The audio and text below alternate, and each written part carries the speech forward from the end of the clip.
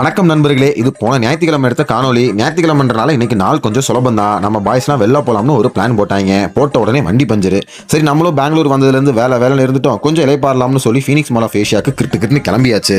இந்த மாதிரி பொது இடங்களில் கையை தூக்கி வீடியோ எடுக்கிறதுலாம் முதல் தடவை. கொஞ்சம் எம்பாரசிங்காக தான் இருந்தது. ஆனால் அதெல்லாம் பார்த்தா பொழப்பு நடக்காது. எல்லாத்துக்கும் பழகிக்கணும். லெகோ கடையில் பார்த்துருக்கேன். லெகோ கடையில் இப்போ தான் பார்க்குறேன். இவனுக்கு இருக்க தைரியம் மட்டும் நமக்கெல்லாம் இருந்திருந்தா நம்மளாம் என்னைக்கோ முன்னேறி இருக்கலாம். கூட இருந்த நண்பர் பாபா மெக்னோலியா பேக்கரியில் ட்ரெஸ் நல்லா இருக்கும், வாங்க சாப்பிடலாம்னு பரிந்துரை செஞ்சாரு. நான் பொதுவா பாலைவனங்கள்லாம் சாப்பிட்றது இல்லை, ஆனா இது சும்மா சொல்லக்கூடாது. வாயில வச்ச உடனே வலிக்கிட்டு ஓடிருச்சு. அவருக்கு பாலைவனங்கள்லாம் ரொம்ப பிடிக்குமா, அதனால ஆப்பிள் கிரம்பில் கண்டிப்பா ட்ரை பண்ணி ஆகணும்னு கட்டாயப்படுத்திட்டாரு.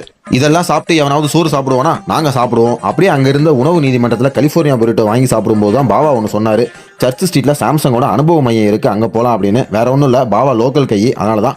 அண்ணனும் ஒரு சாம்சங் ஃபேன், அதனால சர்ச் ஸ்ட்ரீட்ல கொஞ்சம் நேரம் பாத யாத்திரை போயிட்டு சாம்சங் எக்ஸ்பீரியன்ஸ் சென்டருக்கு நடைய கட்டியாச்சு. அங்க போனா எல்லாம் பிரம்மாண்டமா இருக்கு. எனக்குள்ள இருக்க குட்டி கொஞ்சம் வெளில வந்துட்டான். சரி, கொஞ்ச நேரம் கேம் விளையாடலாம்னு விளையாண்டு போட்டோலாம் எடுத்துட்டு கிளம்பியாச்சு அங்கிருந்து. அவ்வளவுதான் நண்பர்களே, இன்னைக்கு நாள் நல்லபடியா போச்சு. திரும்பவும் நாளை காணொலியில நான் உங்களை சந்திக்கிறேன். பாய்.